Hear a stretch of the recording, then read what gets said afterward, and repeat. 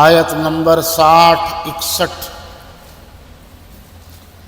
الحمدللہ وکفی وسلام علی عبادہ الذین اصطفی، اما بعد فاعوذ باللہ من الشیطان الرجیم، بسم اللہ الرحمن الرحیم۔ وَإِذِ اسْتَسْقَىٰ مُوسَىٰ لِقَوْمِهِ فَقُلْنَا اضْرِب بِّعَصَاكَ الْحَجَرَ فَانفَجَرَتْ مِنْهُ اثْنَتَا عَشْرَةَ عَيْنًا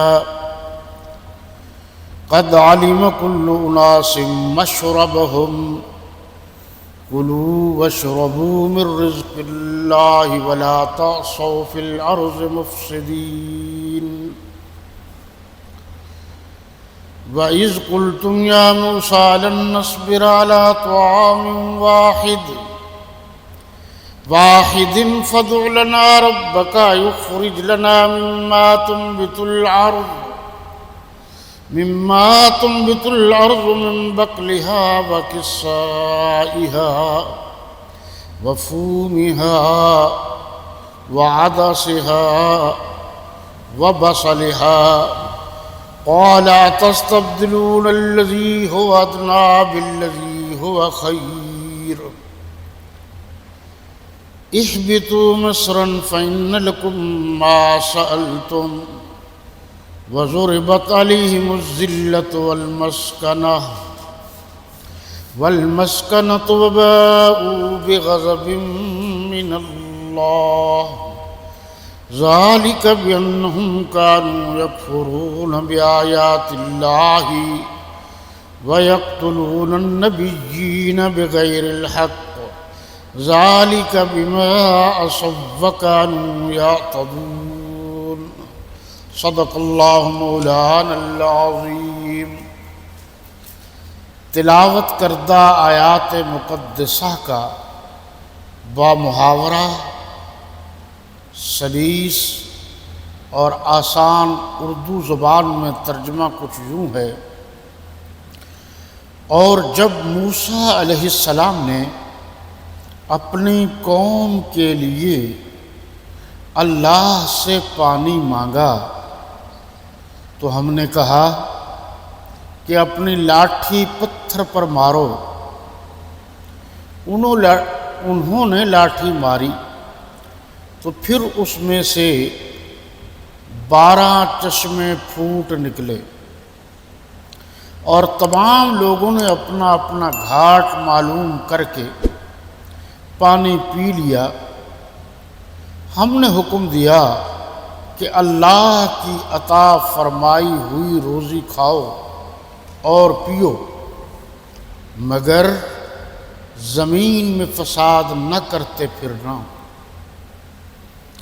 اور جب تم نے کہا کہ موسیٰ علیہ السلام ہم سے ایک ہی کھانے پر صبر نہیں ہو سکتا تو اپنے پروردگار سے دعا کیجیے کہ ترکاری اور ککڑی اور گیہوں اور مسور اور پیاز وغیرہ جو نباتات زمین سے اگتی ہیں ہمارے لیے پیدا کر دے۔ انہوں نے کہا کہ بھلا عمدہ چیزیں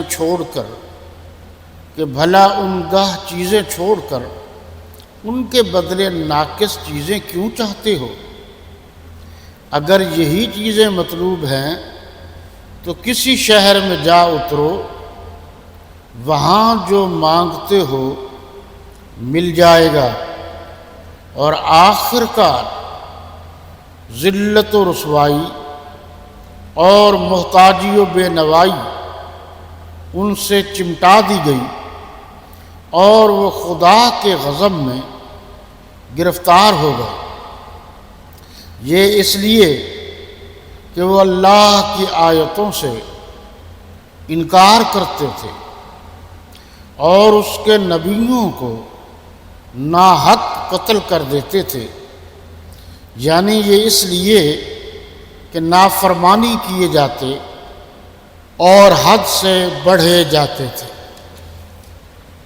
آج ہم اللہ تعالیٰ کے فضل و کرم اور اس کی مہربانی سے رکوع نمبر 7 کا مطالعہ کرنے کا اعزاز اور شرف حاصل کیا ہے اور کر رہے ہیں۔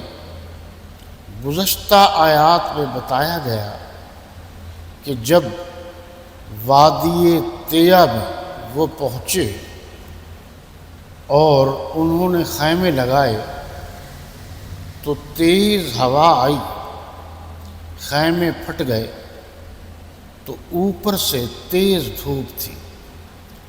انہوں نے حضرت موسیٰ علیہ السلام سے درخواست کی تو حضرت موسیٰ علیہ السلام نے اللہ سے دعا کی۔ اللہ تعالیٰ نے وہاں بادل کا ٹکڑا بھیج دیا اور وہ ان پر سایہ کرتا رہا، یعنی بادل آ گیا۔ پھر اللہ تبارک و تعالیٰ نے اپنی نعمتوں سے میں من و سلوہ عطا کیا۔ یہ لفظ آج بھی مشہور ہے، من و سلوہ۔ تو اس کا معنی یہ ہے کہ ایک تو خوبصورت سی وہ خوراک جو درختوں کے ساتھ چمٹی ہوئی ہوتی تھی اور بہت لذیذ تھی، اسی طریقے سے بٹیرے نما بٹیروں کی طرح جناب پرندے تھے، وہ اڑتے نہیں تھے، ان کے ہاتھوں میں آ جاتے تھے، وہ ذبح کر کے اپنی پسند کے مطابق اسے کھاتے تھے۔ یہ اللہ کے انعامات تھے حضرت موسیٰ علیہ السلام کی قوم پر۔ پھر حضرت موسیٰ علیہ السلام نے فرمایا کہ اب آپ ایسا کرو، ان چیزوں کی قدر کرو، اپنے بزرگوں کی طرف سے جو آپ کو نعمتیں ملی ہیں ان کو نہ چھوڑو اور اسی کی طرف یعنی سیدھی راہ کی طرف جاؤ۔ یہ ایک اس پر قابل غور کریں گے، اگلی آیت دیکھ لیجیے جی کہ حضرت موسیٰ علیہ السلام نے کہا اس گاؤں میں داخل ہو جاؤ۔ اس گاؤں سے مراد جو ہے وہ بیت المقدس ہے، جہاں سے چاہو خوب کھاؤ پیو۔ اور حتتن کہو، حتتن کا معنی ہے اللہ سے معافی مانگنا، یعنی اے اللہ ہمیں معاف کر۔ لیکن وہ کھا کے اتنے نافرمان ہو چکے تھے کہ وہ حتتن کی بجائے انہوں نے حنتتن کہا۔ حنتتن کا معنی ہے گندم۔ عربی بڑی حساس زبان ہے، دیکھیے حتتن پھر نقطہ لگ گیا حنتتن، معنی اور مفہوم میں کتنا فرق آ گیا۔ فرمایا فبدل الذین ظلموا قولا غیر الذی، تو جو ظالم تھے انہوں نے اس لفظ کو جس کا ان کو حکم دیا بدل کر اس کی جگہ اور لفظ کہنا شروع کیا، پس ہم نے ان ظالموں پر آسمان سے عذاب نازل کیا، کیونکہ انہوں نے نافرمانی کی تھی۔ عذاب کیا تھا یہ بھی آپ کو بتاتے ہیں، لیکن پہلے ایک بہت اہم چیز ہے اور مسئلہ ہے، وہ آپ دیکھ لیجئے جی۔ یہ ہے آیت نمبر 57 میں، اسی آیت 57 میں ہے، اور یہ لکھنے والے بھی عام نہیں، شیخ القرآن مولانا غلام اللہ خان رحمۃ اللہ تعالی علیہ ہے، جو یہ کہا جاتا ہے کہ انبیاء کرام علیہم السلام سے جو دعا کی درخواست کی جاتی ہے اس کی بنیادی وجہ یہ ہے کہ اللہ اپنے فضل و کرم اور مہربانی سے ان کی دعاؤں کو قبول کرتا ہے۔ لیکن اس سے یہ بات بالکل صحیح ہے، اقرب الی الاجابہ ہوتی ہے، اقرب زیادہ قریب، الہ کی طرف، اجابہ قبولیت۔ یعنی انبیاء کرام علیہ السلام جب اللہ سے دعا کرتے ہیں وہ قبولیت کے زیادہ قریب ہوتی ہے، اللہ اس کو قبول کرنے والا ہوتا ہے۔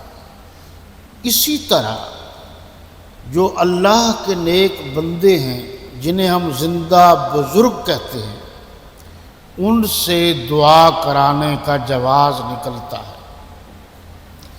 یہ ذہن میں رہے کہ انبیاء کرام ہوں یا اللہ والے، یہ اللہ سے دعا کرتے ہیں۔